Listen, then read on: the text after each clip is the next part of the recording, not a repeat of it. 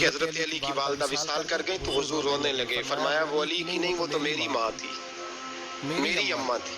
امام ابو نعیم نے لکھا ہے، کہتے ہیں حضور نے فرمایا جب میری اماں کو غسل دینے لگو نا، کفن پہنانے سے پہلے مجھ سے پوچھ لینا. صحابہ کہتے ہیں کفن دینے سے پہلے عورتیں آئیں، حضور کیا کرنا ہے؟ نبی پاک اندر گئے، جو قمیض پہنی ہوئی تھی وہ اتار کے دی.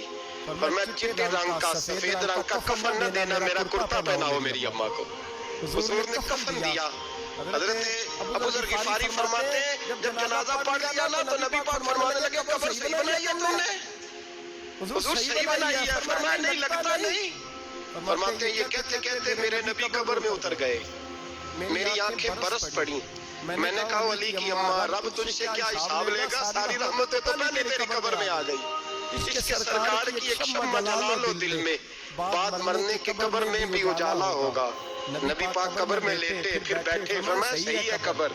پھر میرے نبی پاک نے دفن کیا ان کو. پھر دیر تک دعا کرتے رہے اور رو کے فرمانے لگے اے اللہ اپنے نبیوں کے وسیلے سے اور میرے وسیلے سے میری اماں کی قبر روشن کر دے. حضرت ابو ذر فرماتے ہیں کسی کا دل نہیں کرتا اس کی ماں مرے، آج میرا دل کرتا تھا کاش میری مر جاتی. یہ فضیلت میری اماں کو نصیب ہوتی. سیدنا ابو ذر فرماتے ہیں جب حضور رخصت ہونے لگے تو میں قریب گیا، میں نے کہا حبیبہ ذرا یہ رنگ مجھے بھی سمجھائیں. تو حضور نے فرمایا میں نے اپنا کرتا اس لیے پہنایا ہے کہ جب میرا کرتا فاطمہ بنت اسد کو پہنایا جائے گا تو اس کے توسل سے اللہ انہیں جنت کا جوڑا عطا فرمائے گا. اور قبر میں اس لیے اترا ہوں کہ جب میں قبر میں اترا ہوں تو میری اماں کی قبر تنگ نہیں ہوگی بلکہ اللہ کی برکت سے خوشحالی عطا فرما دے گا. پس مردن فرشتوں نے جو تلاشی لی تو کیا نکلا؟ فقط ایک دل کے گوشے سے خیال مصطفیٰ نکلا. اور میاں صاحب تو تڑپ اٹھے، کہنے لگے قبر میری تے میرے اپیرا جے کر پاویں پھیرا، قبر میری تے. چلو زندگی میں بھی دعا رہی، زندگی میں بھی دعا رہی کہ تو آئے میں کو جیتے میرا دل بر سونا کیوں کر اس نو بھاواں وہ ویڑے میرے وڑدا نہیں میں پئی لکھ وسیلے پاواں. میں نے زندگی میں بھی کہا وہ نہیں آیا، کسی جے درد بن کے آ جا تو نہیں آیا. میاں صاحب کہتے ہیں میری قبر میں بھی یہ دعا رہی، قبر میری تے میرے اب پیرا جو کر پاویں پھیرا، قبر میری تے میرے اب پیرا جے کر پاویں پھیرا، قبر دے وچوں ہڈیاں اٹھ کے مجرا کر سن تیرا. تو آ تو صحیح میرے رسول پاک سید عالم صلی اللہ علیہ وسلم خود قبر میں لیٹ گئے. او بھائی یہ وسیلہ اتنا پیارا، یہ وسیلہ حضرت ابو ذر فرماتے دل کرتا تھا یہاں میری اماں ہوتی. اتنی کرم نوازیاں، اتنی بندہ نوازیاں، اتنی رحمتیں.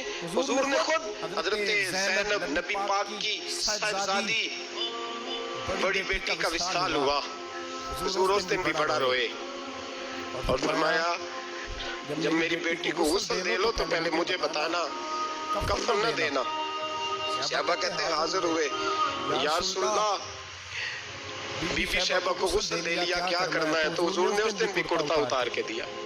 فرمایا میری قمیض میں میری. بھائی یہ وسیلہ نہیں، یہ تو یہ وسیلہ. ایک صحابی حضرت ابو معذورہ، شریعت میں کندھے تک بال رکھنا جائز ہے. اس صحابی کے اتنے لمبے بال تھے کہ جب وہ بیٹھتے تھے تو نیچے دب جاتے تھے. لوگوں نے منع کیا کٹواتا کیوں نہیں؟ فرمانے لگے نہیں کٹوانے. کہا کیوں؟ فرمانے لگے قبر میں لے کے جانے. قبر میں. کہا کیوں؟ فرمایا ان بالوں پہ ایک دفعہ نبی پاک نے ہاتھ رکھا تھا، حضور نے دست مبارک رکھا تھا، میں ساتھ للحد میں عشق رخ شاہ کا داغ لے کے چلے. ہم نے اندھیری رات سنی تھی چراغ. عبداللہ بن عتیق صحابی ہے، حضور نے گستاخ قتل کرنے بھیجا، انعام دیے. انتقال کا وقت آیا تو بچوں کو بلایا، کہنے لگے یہ ایک ڈنڈا ہے عصا ہے، جب مروں تو میری قبر میں رکھنا.